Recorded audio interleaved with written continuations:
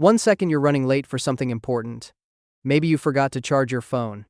Maybe you left the stove on. Doesn't matter now. A bite on your arm changed everything. The world starts spinning and your thoughts get fuzzy. You stumble through the streets, sweating through your clothes, eyes burning, your skin feels wrong, your head feels worse. Then the fever hits and everything you've ever known just slips away. Welcome to the Cordyceps brain infection. You didn't ask for this, but congratulations anyway. The first 2 days are a nightmare you can barely remember. The fungus crawls through your blood and burrows into your brain, killing cells and replacing them with its own agenda. You're still somewhat aware during this part, screaming inside your own skull while your body does things you never told it to. You lunge at people. You bite them. You can't stop yourself. The fungus isn't asking for permission. It doesn't care about your retirement plans or your unfinished business. It just needs fresh hosts. This is your runner phase. You're fast, aggressive, and absolutely horrifying to anyone who knew you before. Your eyes get bloodshot and your skin starts peeling in weird places. Hair falls out in patches. You attack anything that moves and makes noise. The old you is still in there somewhere, fading like a radio station driving out of range. Sometimes you might moan in agony because the fungal growth hurts as it reshapes your body. But you can't form words anymore. You can't remember why you wanted to. Weeks pass. The fungus spreads through your face like mold on forgotten bread. You become a stalker, hiding in dark corners and waiting for prey to walk by. You've developed a nasty habit of attaching yourself to walls and just existing there while the cordyceps grows. If someone walks too close, you peel off and attack. Creepy? Absolutely. But you're not really calling the shots anymore. The fungus has its own ideas, and they all involve spreading to new hosts. Your eyesight gets worse every day. The fungal plates pushing through your skull are destroying everything useful up there. Sometimes you twitch and claw at the growth on your face. Maybe some part of you is still fighting back. Maybe you just itch. Nobody's writing research papers on your feelings at this point. 1 year later. Congratulations. You've made it to the big leagues. You're a clicker now, and your face looks absolutely wrecked. The fungus has split your skull wide open, blooming outward in crusty plates that cover where your eyes used to be. You can't see anything anymore, total darkness forever. Your face is basically a flower made of nightmares. Those teeth still work though. In fact, they look even worse now. Rotten, jagged, and ready to chomp down on anything warm-blooded. But here's the interesting part. You've developed echolocation. You make these rapid clicking sounds with your throat, and somehow that helps you navigate the world. Click, click, click. The sound bounces off walls, furniture, and most importantly, prey. You can't see them, but you can hear them breathing if they get close enough. You can hear their heartbeats if they're really scared. And they should be.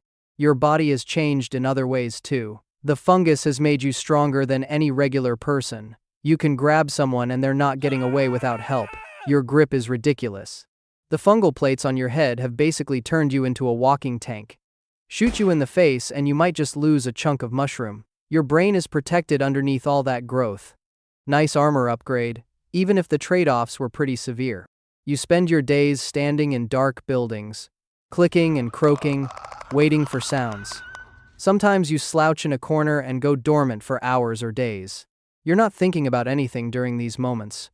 You're not sad or happy or bored.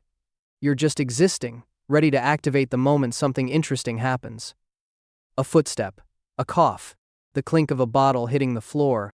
When you hear something good, you perk up immediately. Your head swivels toward the sound and you start clicking faster. More data. Where exactly is this meal hiding?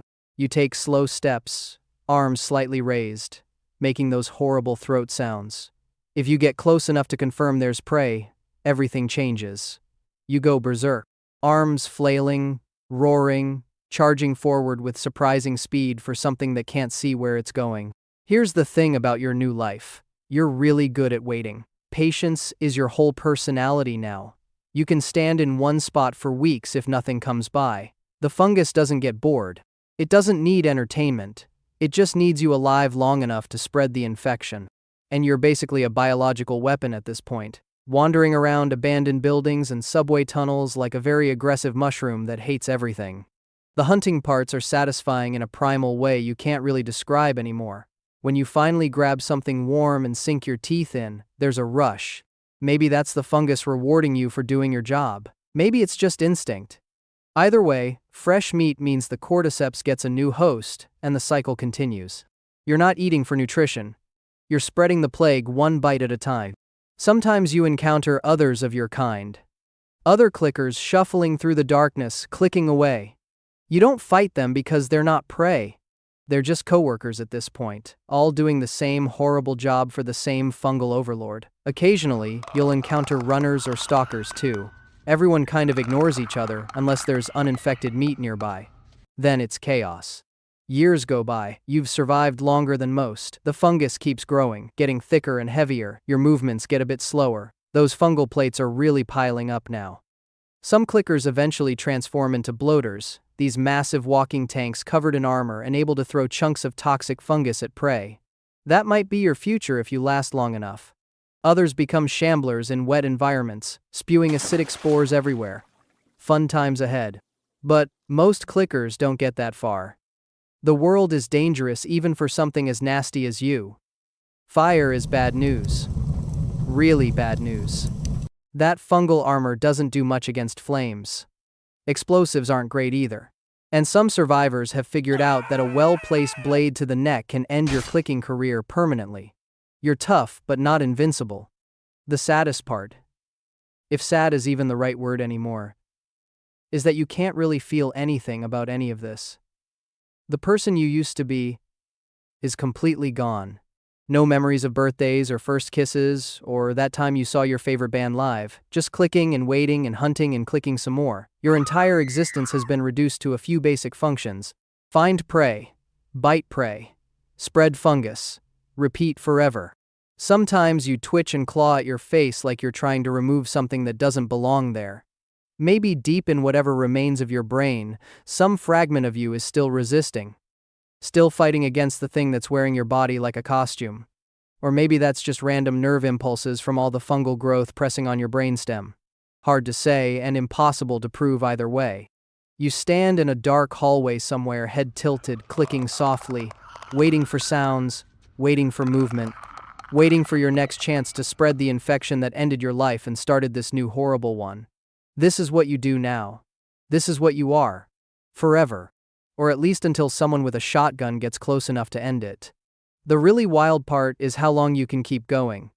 Some clickers have been shuffling around for decades. 20 years of clicking in abandoned malls and overgrown hospitals, waiting for something edible to wander in. The fungus keeps you fed through some biological process nobody fully understands. You don't need to eat to survive. You eat to spread. Big difference. Your territory becomes familiar even without sight. You memorize the echoes. That hollow sound means a big room. That tight reverb means a narrow hallway.